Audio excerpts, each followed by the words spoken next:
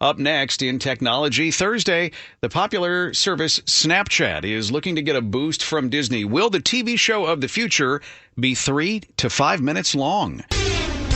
An economy of words. The WBBM Noon Business Hour continues. It's Technology Thursday here on the Noon Business Hour, and this afternoon we're looking at a new partnership involving Disney and Snapchat, plus a preview of Google's upcoming Unplugged service. We welcome back to the show Tim Hanlon, Managing Director at Vertere Group here in Chicago. Good afternoon, Tim. Hi, Cisco. How you doing? I'm doing well. Thanks for being with us. Let's start with Disney and Snapchat.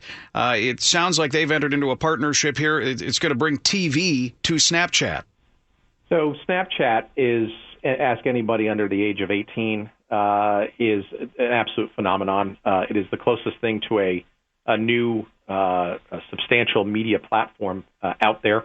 And that is clearly on the radars now, finally, of traditional media companies, television networks and station groups included. And ABC in particular is, to their credit, looking to extend some ancillary content and programming from some of their core and successful TV shows into the new platform.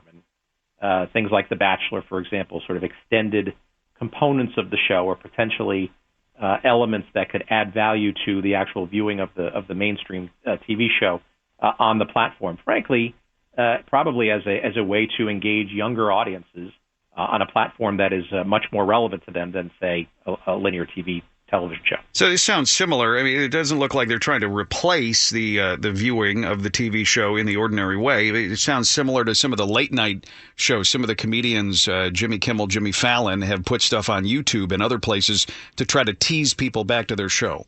Yeah, there's a pattern there, right? I mean, I think every new platform that a traditional media company comes across, right, there's sort of a colonization approach where how can we extend the value of our TV brand, our TV content, our TV stars into these new platforms, but usually as a supplement, not as a replacement. I would argue what ABC is saying here is that they're going to consider creating original content, but first as an extension, not as a replacement. Are we seeing with some of these apps just that they're consistently evolving? I mean, Snapchat started out with just photos, 10-second photos, and now it's moving into just a whole bunch of purposes.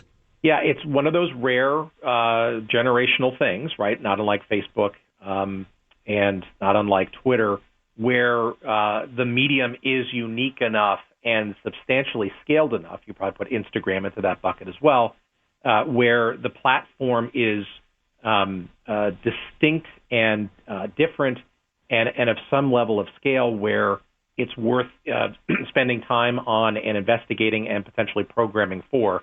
Snapchat is clearly in that ascendancy. And Snap, ready for an IPO 2017, could get as much as $25 billion. I want to ask you about something else here, Tim. That is Google Unplugged. They're getting some more partners together. Tell us, what is Google Unplugged, and what are they getting out of some of these partnerships? It's the latest in an increasingly long line of online digital streaming video services, like we've heard about coming from Hulu, what we see from Sling TV, and others.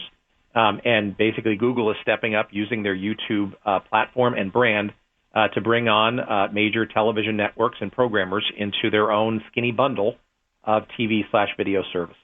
Now, are any of these getting local TV to them yet? It seems like that's been a gap thus far. That's a whole other phone call, and happy to talk to you about that. But yes, it is a myriad of more complicated rights, but broadcast TV stations are very much in the crosshairs, and it's definitely a challenge in 2017 that will have to be added to these services or solved. Yeah, you'd almost have to enter into individual deals with the stations, wouldn't you?